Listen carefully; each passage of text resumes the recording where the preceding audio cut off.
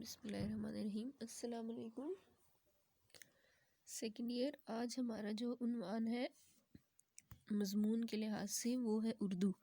اب اس میں آپ کے پاس متبادل عنوانات بھی آ سکتے ہیں، ایک مضمون مختلف عنوانات سے آ سکتا ہے، جیسے اس کا ہو سکتا ہے کہ اردو ہے جس کا نام، یا ہماری قومی زبان کی اہمیت، پاکستان اور اردو، اس طرح اور بھی مختلف عنوانات کے ذریعے سے یہ آپ کے پاس آ سکتا ہے۔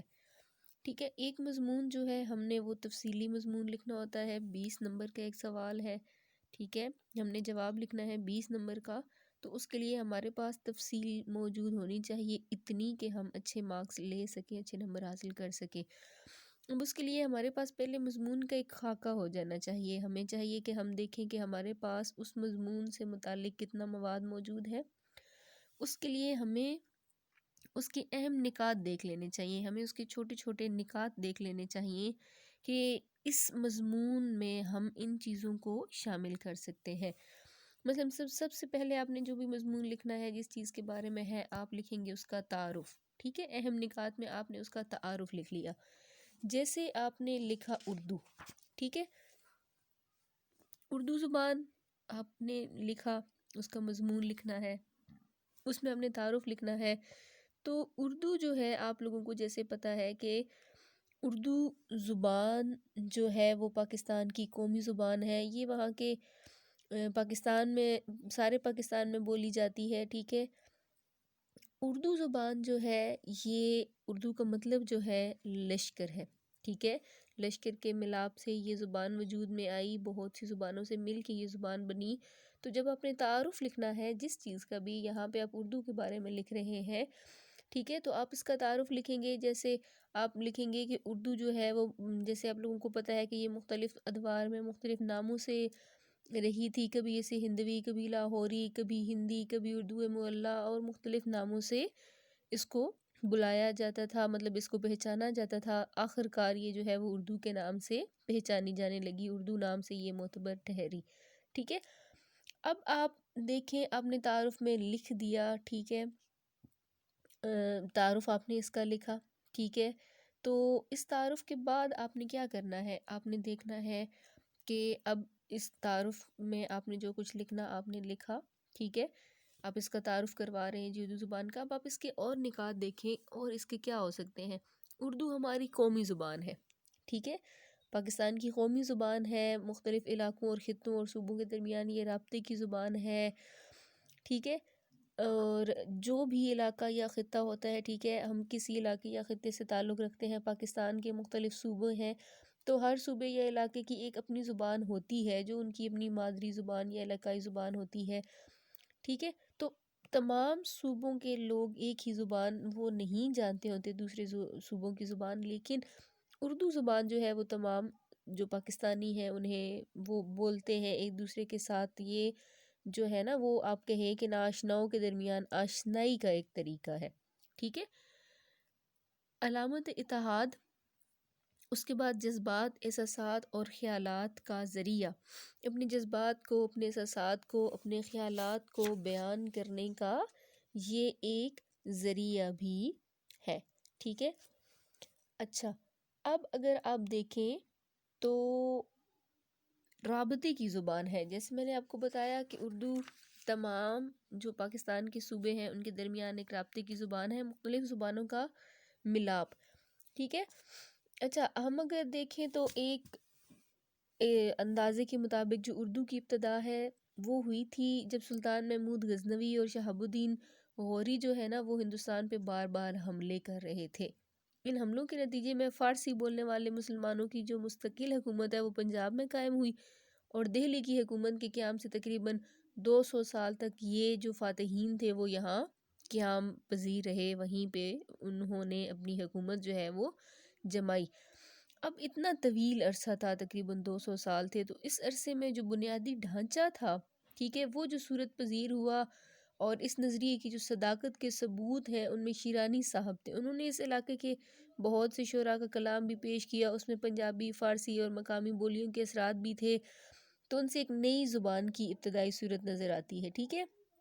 اردو زبان جو ہے وہ مختلف لشکر جو تھے ان کے ملاپ سے وجود میں آئی، ٹھیک ہے۔ تو کیا ہوا کہ اردو زبان جو ہے یہ مختلف جو لشکر تھے ان کے ملاپ کی زبان تھی، اسی طرح سے یہ مختلف لشکر تھے، ٹھیک ہے۔ اس میں اردو بولنے والے تھے، فارسی بولنے والے تھے، عربی بولنے والے تھے، انگریزی بولنے والے تھے، ہندی بولنے والے تھے، تو یہ مختلف زبانوں سے مل کے جو ایک زبان وجود میں آئی، ٹھیک ہے، تو اس کو اردو کا نام دیا گیا۔ مختلف لشکروں میں مختلف لوگ تھے، مختلف زبانیں بولتے تھے، تو اس کے لیے اس کو اردو کا نام دیا گیا، کیونکہ یہ ایک لشکر کی زبان تھی، تو یہ مختلف زبانوں کے ملاپ سے بنی۔ اس کے بعد اگر آپ دیکھیں تو اس کی ابتدا کے جو نظریات تھے وہ جیسے میں نے آپ کو بتائے، اس کے بعد اس کے مختلف نام بھی، اس کو کبھی ہندوی نام سے بلایا جاتا تھا، کبھی لاہوری، کبھی ہندی، کبھی اردو معلیٰ، ٹھیک ہے، آخر میں اس کو جو ہے وہ اردو کے نام سے پہچانا جانے لگا۔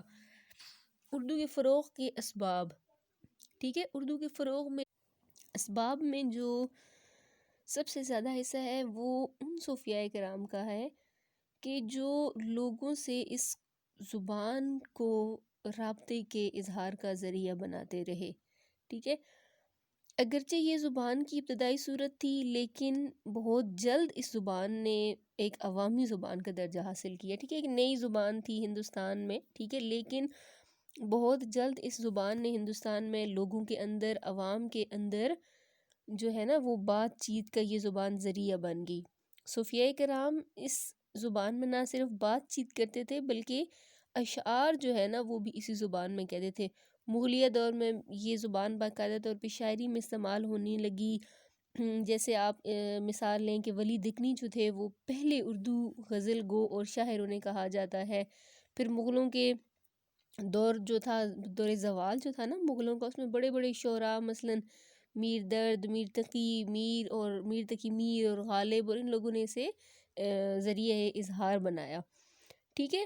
انگریزوں کی آمد سے بھی اسے قوت ملی۔ برصغیر میں جب انگریزوں کی آمد آئی تو اسے کس طرح سے قوت ملی کہ مغلوں کی جو سرکاری زبان تھی فارسی، اس کو دیش سے نکالنے کے لیے انہوں نے اردو کو فروغ دیا، ٹھیک ہے۔ اس سلسلے کے لیے انہوں نے ایک باقاعدہ کلکتہ میں فورٹ ولیم کالج بھی قائم کیا جہاں سے اردو نثر کو فروغ ملا۔ اس کے بعد سر سید کی جو تحریک تھی علی گڑھ، اس نے باقاعدہ اس زبان کو نثر کی زبان کا درجہ دیا، ٹھیک ہے۔ پھر قیام پاکستان سے پہلے اور اس زبان کو مسلمان علمی، ادبی، سیاسی، صحافتی طور پہ استعمال کرنے لگے، ٹھیک ہے۔ تو اقبال کی بڑی ایک شہرۂ آفاق نظم بھی ہے، ٹھیک ہے، اس کے کچھ اشعار یہاں پہ آپ کے لیے موجود ہیں کہ جیسے ہے کہ اردو ہے میرا نام، میں خسرو کی پہیلی، میں میر کی ہمراز ہوں غالب کی سہیلی، دکن کے ولی نے مجھے گودی میں کھلایا، سودا کے قصیدوں نے میرا حسن بڑھایا، ہے میر کی عظمت کہ مجھے چلنا سکھایا، میں داغ کے آنگن میں کھلی بن کے چمیلی، اردو ہے میرا نام، میں خسرو کی پہیلی۔ تو یہ اس کا ایک چند اشعار آپ کے سامنے تھے۔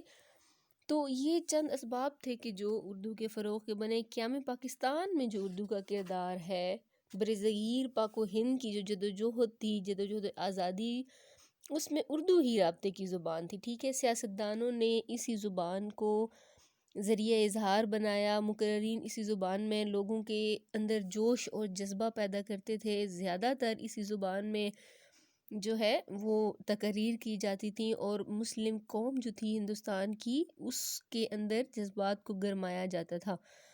مفسرین جو تھے انہوں نے قرآن پاک کی تفسیر بھی اس زبان میں لکھی، بہت سے ادیب اور شعراء اسی زبان کے ذریعے سے لوگوں کے دلوں سے غلامی کو دور کر کے آزادی کا جذبہ پیدا کرتے رہے، ٹھیک ہے۔ تو نہ صرف مسلمان بلکہ ہندوؤں نے بھی اس زبان کو کافی حد تک اپنایا، ٹھیک ہے، اور یہ قائد اعظم کی ہی بصیرت تھی، اس لیے انہوں نے پاکستان کی زبان جو تھی وہ قومی زبان قرار دی تھی، ٹھیک ہے۔ انہوں نے کہا تھا کہ پاکستان کی قومی زبان اردو اور صرف اردو ہوگی، ٹھیک ہے۔ سر سید کی تحریک جو تھی، تحریک علی گڑھ، اس نے اس میں بہت کردار ادا کیا اردو کے فروغ میں۔ غیر زبان پر انحصار، ٹھیک ہے، غیر زبان پر انحصار سے مراد کیا ہے؟ اردو ہماری زبان ہے، ہماری قومی زبان ہے، لیکن بہت عرصہ غلام رہے ہم انگریزوں کے، ٹھیک ہے، بر صغیر میں حاکم سے محکوم ہوئے، اور وہ جو غلامی کے اثرات ہیں وہ ہمارے ذہنوں سے محو نہیں ہوئے، ٹھیک ہے۔ ابھی بھی ہم کافی حد تک احساس کمتری میں مبتلا ہیں۔ ہم ایسے شخص کو کہ جو انگریزی بول چال میں بہت اچھا ہے، ہم اس کو ہم بہت ترجیح دیتے ہیں، ٹھیک ہے۔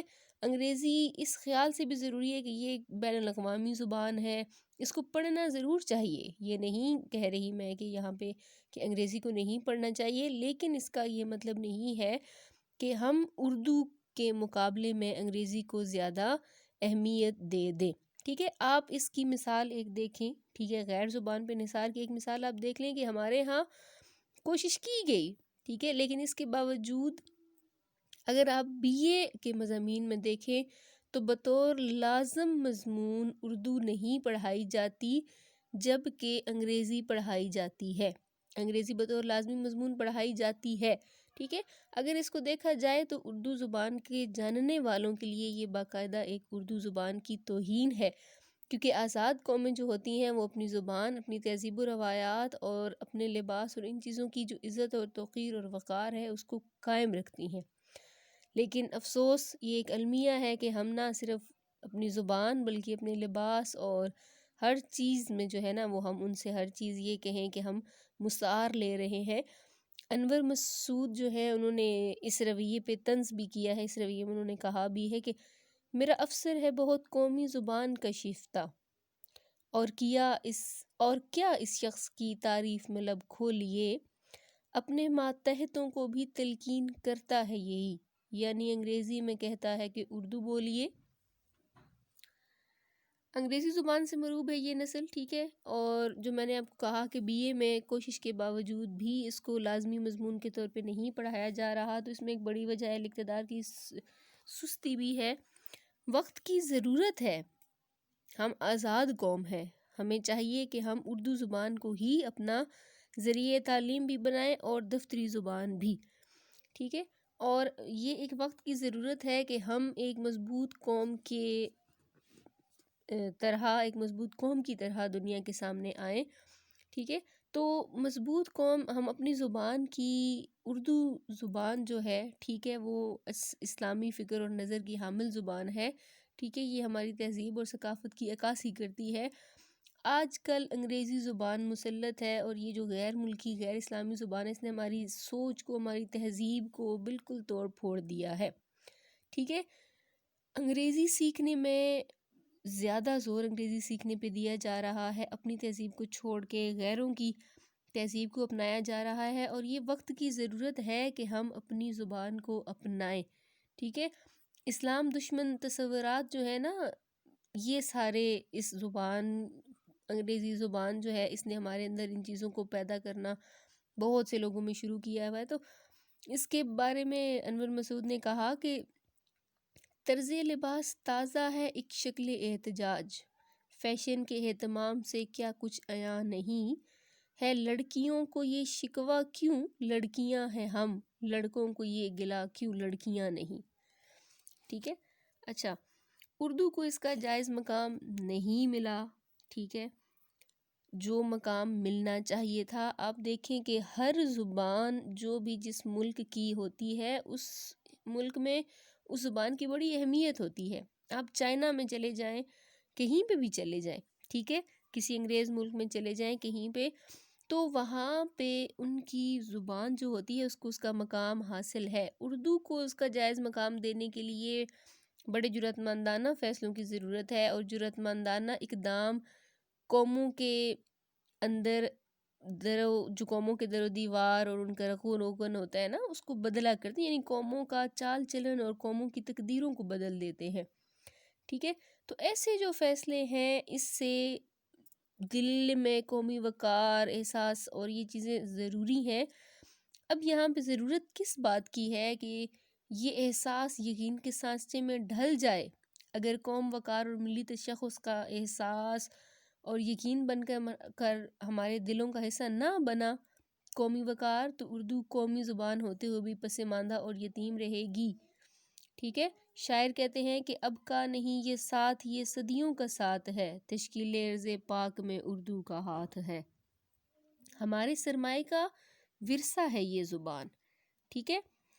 اردو ہماری قومی زبان ہے، ہم مطلب اردو کو وہ اس کا جائز مقام نہیں ملا، لیکن بہرکیف یہ ہماری قومی زبان ہے، ہماری فکر اور نظر کے بہترین کا اظہار ذریعہ ہے، ہماری سوچوں، ہمارے نظریات، ان سب کو جو اظہار کا ذریعہ ہے نا، ان سب کے اظہار کا، وہ ہمارے لیے بہترین اردو ہی ہے، بہترین ذریعہ تعلیم ہے۔ پاکستان کی فضائیں آرزو مند ہیں کہ ہر پاکستانی اپنی زبان میں بولے، سوچے، اور غیر زبان اور اس میں جو ہمارے خیالات ہوتے ہیں جو ہم بیان کرتے ہیں، ٹھیک ہے، اس کو چھوڑ دیں۔ بہترین ادبی اور شعری سرمایہ رکھتی ہے اردو، اور اس عرصے پاکستان کی بنیادوں میں اس کے لہو کی رنگینی ہے، ٹھیک ہے۔ جیسے ایک شعر ہے کہ اردو کے چاند کے ہیں اجالے کرن کرن، مہکے ہیں اس کے عنبریں گیسو شکن شکن۔